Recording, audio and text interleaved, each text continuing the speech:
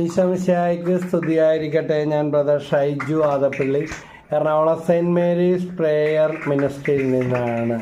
ജീവിതത്തിലെ പ്രതിസന്ധികൾ വരുമ്പോൾ ദൈവത്തെ തള്ളിപ്പറയാതെ ക്ഷമയോടെ ദൈവഹിതം ആരായണമെന്നും ജീവിതത്തിൽ ഒരു മാറ്റം വരണമെന്നും ദൈവം ആഗ്രഹിക്കുന്നത് കൊണ്ടാണ് ദൈവം ചില പ്രതിസന്ധികൾ നമ്മുടെ ജീവിതത്തിൽ അനുവദിക്കുന്നത്. അത് ഒളിച്ചോടാതെ ധീരമായിട്ട് നേരിടുക. വിജയത്തിൻ്റെ പുതിയ വാതിലുകൾ തീർച്ചയായും ദൈവം നമ്മുടെ മുന്നിൽ തുറന്നിരിക്കും.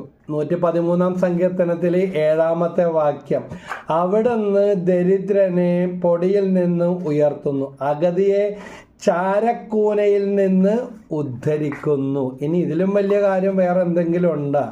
ദരിദ്രനെ പൊടിയിൽ നിന്ന് ഉയർത്തുന്നു എന്ന് പറഞ്ഞു കഴിഞ്ഞാൽ അവനെ ചവിട്ടി അരച്ച് അല്ലെങ്കിൽ ചവിട്ടി തേച്ച് പൊടി പോലെ ആക്കി പൊടിയിലാക്കി ഇരിക്കുന്ന അവസ്ഥയാണ്. പക്ഷേ അതുപോലെ അഗതി, ദരിദ്രൻ്റെ അവഗണിക്കപ്പെട്ട അവസ്ഥ, അഗതി ചാരക്കൂനയിലിരിക്കുന്ന അതായത് പ്രതീക്ഷക്ക് വക ഒന്നുമില്ല.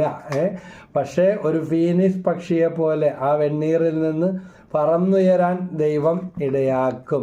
നമുക്കറിയാം, ഇടയച്ചെറുക്കനായ ദാവീദിനെ ഇസ്രായേലിൻ്റെ രാജാവായി ഉയർത്തിയ ദൈവം, അതുപോലെ മുക്കുവന്മാരായ വിദ്യാവിഹീനരായ വ്യക്തികളെയാണ് യേശു അപ്പോസ്തലന്മാരായി തിരുസഭയെ നയിക്കുവാൻ തൻ്റെ ശിഷ്യന്മാരായിട്ട് കർത്താവ് തെരഞ്ഞെടുത്തത്. വിക്കനായിരുന്ന മോശയെയാണ് ഇസ്രായേൽ ജനത്തെ ചെങ്കടൽ കടത്തുവാൻ ദൈവം നിയോഗിച്ചത്.